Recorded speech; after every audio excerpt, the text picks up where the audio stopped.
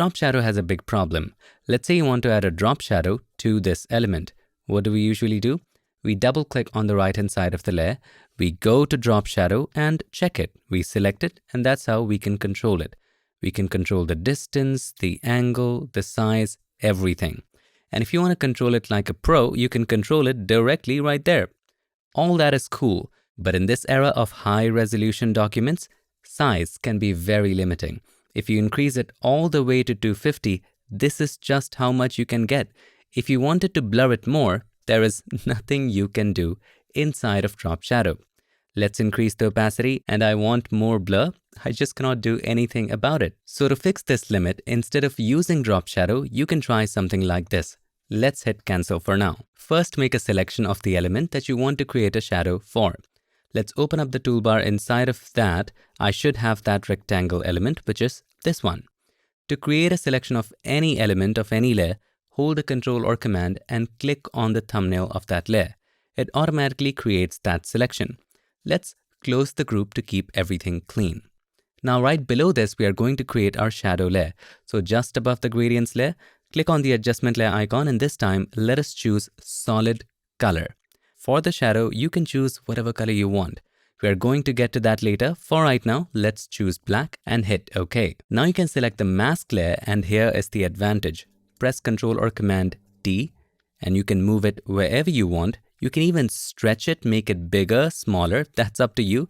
You can right click on it and choose distort, and you can distort the shadow however you want. Maybe make it like so. So much flexibility. Now we know that we had a limitation with blurring. That can be fixed as well, non-destructively. Let's get to how it was normally. I'm gonna keep it right about there. Hit enter or return. Now here's the great part. You can go to the mask properties by double clicking here. If it doesn't show up, just select the mask and open up the properties. If you cannot still see the properties, go to window and you want to make sure properties is checked. And here's the setting, feather.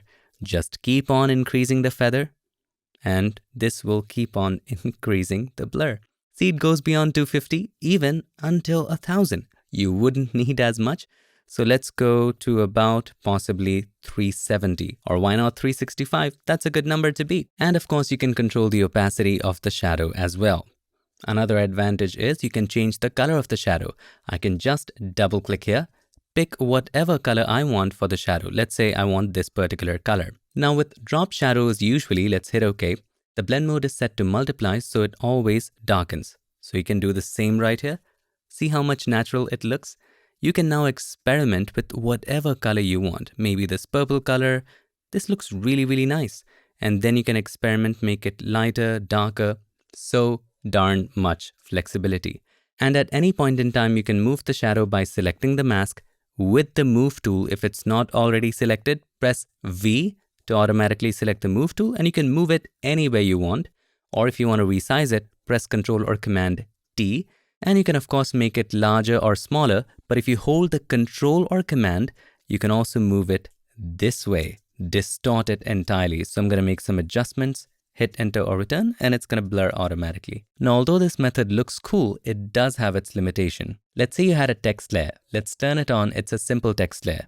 And we are going to add a shadow the same way by holding the Control or Command, clicking on the thumbnail of the layer, and just below it, select the layer or group below it, create a solid color adjustment layer.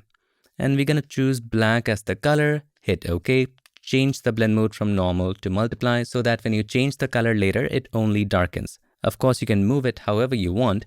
Select the mask, double click on it to open up the properties, and then you can increase the feather to whatever you wish. This works great too. Let's keep it 160. The problem is, if you were to change the text, you would have to do the shadow all over again.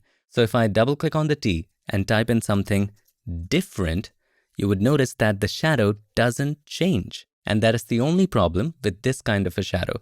And that is why drop shadow is not dead, but for the times when you need some extra flexibility, this is the new method you can use. For these texts where you don't need to increase the size too much, use the regular drop shadow. Let us delete this layer by dragging and dropping it to the trash can. You can also press the delete key or backspace.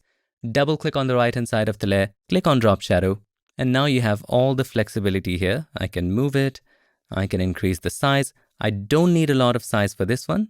this much is fine, maybe 188. And of course, the advantage is if I hit OK, I can change it at any time. Double click on the T, type in toolbar, and as I am changing the text or the element, the drop shadow will change accordingly. So there are pros and cons to each method. This was just an alternative for problems like this.